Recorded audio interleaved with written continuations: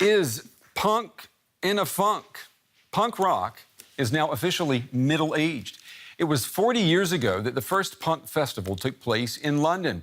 Now, the music, heavy guitar riffs, driving bass lines, the fashion, you remember that, it's right behind me here, the spiked hair, mohawks, leather jackets and chains.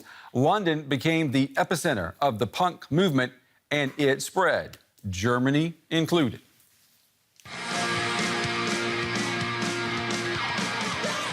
They're one of Germany's most successful punk bands.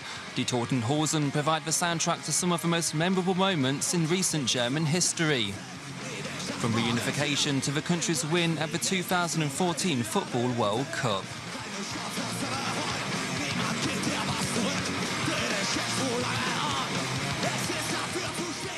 For frontman Campino, it all started with a trip to England.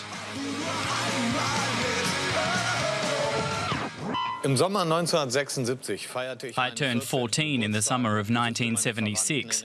I went to visit my relatives in England and by chance was an early witness to the rise of the punk rock scene in London. 40 years later, I'm back in London. I want to trace the roots of punk rock and see whether it still has a meaning for society and people's lives.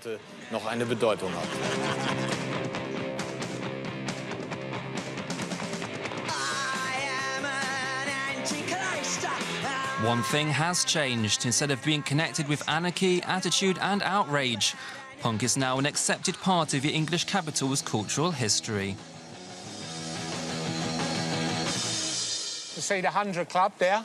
It started as a jazz club, and this is where the first ever punk festival was in September 1976, put on by Malcolm. The opening night was Subway Sect, and then you had Susie and the Banshees' first ever gig with Sid on drums. Then the Clash were on, then the Sex Pistols were on.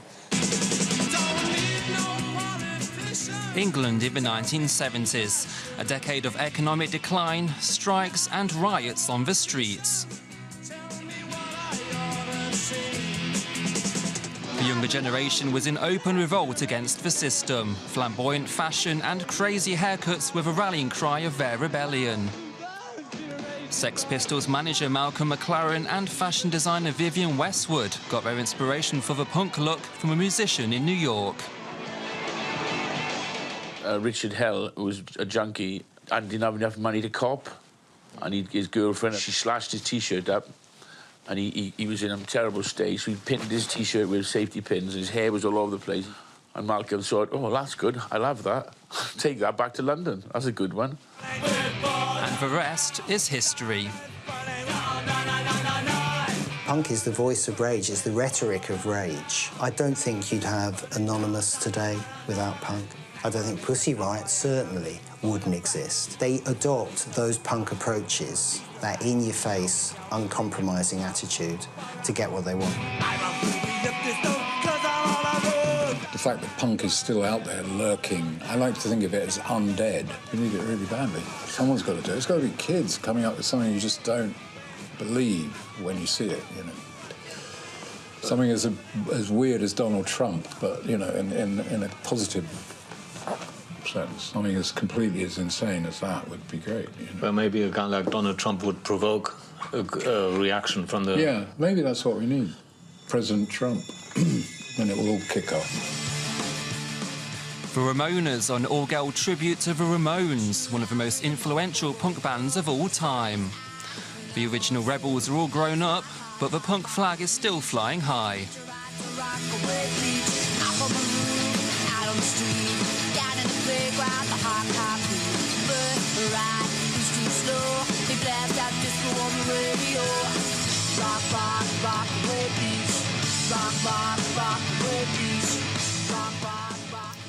All right, we brought punk into Studio 3 tonight. I'm joined here at the big table by Kai Muti Keller. He's a booking agent for punk bands. Right now, he's organizing gigs for the Buzzcocks, one of the first ever punk bands.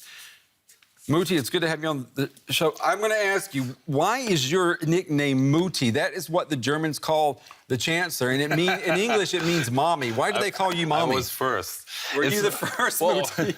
it's just the mothering effect you have to have when you work with bands, because you just have to imagine you're working with bands. It's like a big bunch of childs. You're actually moving around the country to go to do their shows and everything. Punk kids. Kids, yeah, and so they need a mother, which in German the nickname is. They called you Muti. Yeah. All right, okay. Well, I'm going to call the Chancellor and ask her what she thinks about that after the show. Let me ask you. We know punk is now 40 years old, and I asked at the top of the show: is punk in a funk? Is mid-age crisis, or is it still going strong like it's 1977? Well, I would say both, actually. It's like it always has been there. It might have been ducking a little bit. Other styles were taking over. But no, it's, of course, people who started it 40 years ago still stuck with the music. And now it might even get stronger because their own kids are out of the house, so they can go back to the shows and enjoy the music, yeah. You know, it's funny that you associate punk music inherently with young people. And we're seeing now 50-year-olds, 60-year-olds going to these concerts. I mean, someone said to me earlier today, that's just a bunch of therapy for people who don't want to get old. Well, you know, first off, I think this is also important to know. These are the baby boomers, right? Yeah, that's right. There are a lot of people who were born in the early 60s and then in the mid-70s, late 70s, picked up with the sound. And yeah, you know, life goes on, you know, you enjoy your music, you collect the records and stuff, you know, and at some point, things come around, you know. You've been running your booking agency for years now. Is business still strong, or is it, I think, what do they say? Punk's not dead, it just smells funny. Yeah, it definitely smells funny every time you get to a crowded club and you know, people keep on sweating. And but business is strong. Business is okay, you know. It's in a way it's up and down, you know. It always depends what you're doing, you know. And it's since I'm working with like the more known classic punk bands, you know, so that's a strong market, and there's a lot of interest. It's hard for the young and upcoming bands to actually find their place to Rage and rebellion are no longer novelties, right? I mean, you're almost like a dinosaur when you talk about that. Yeah, you know, but it's like it might be the real thing, you know. It could be. Rebellion these days is a perfume, isn't it? It is. Rebellion is a perfume. That's the hashtag tonight, folks. All right, Muti, thank you very much. We are almost finished with the day, but you can always join the conversation on Twitter, either at DW News, or you can use my handle. That's Brent Goff TV. Don't forget to use the hashtag the day. We're going to close the show purely punk. Dagmar, dim the lights, from the Berlin band Not the Ones. Here is the one and only Kid.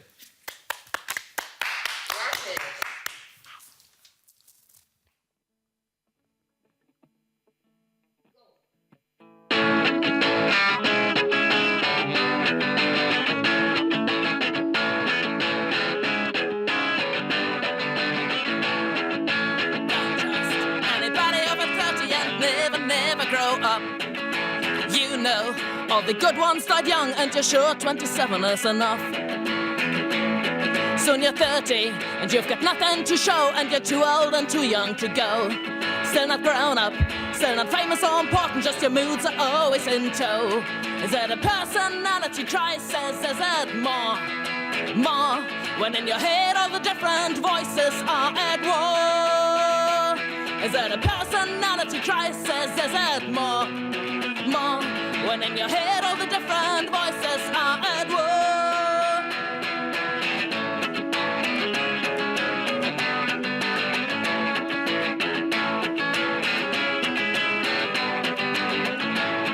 And they tell you your biological clock is ticking, you better make a choice. And you wonder if a cat could be an option, and still you're trying to find your voice.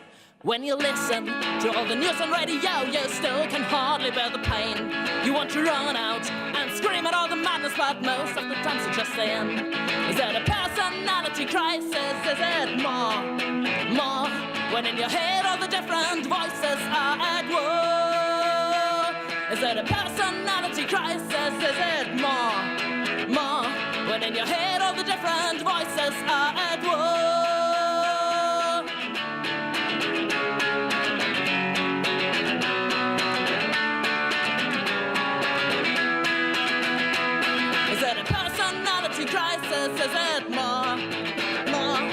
your head all the different voices are at war? Is it a personality crisis? Is it more? When in your head all the different voices are at war.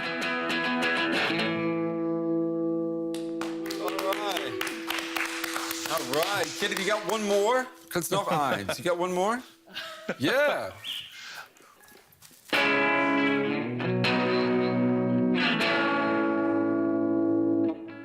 Is that a solution? Not to watch the news anymore. Is that a solution? Make football feel like it's a war. Is that a solution? Close your eyes so you cannot be seen. Is that a solution? A candy floss world on your TV screen. Is that a solution? Stay safely in your sweet shop world. Is that a solution? To pretend that you just haven't heard. Is that a solution? To buy another purple dress. Is that a solution? Complain about your helplessness. Well, you know I'm not very political.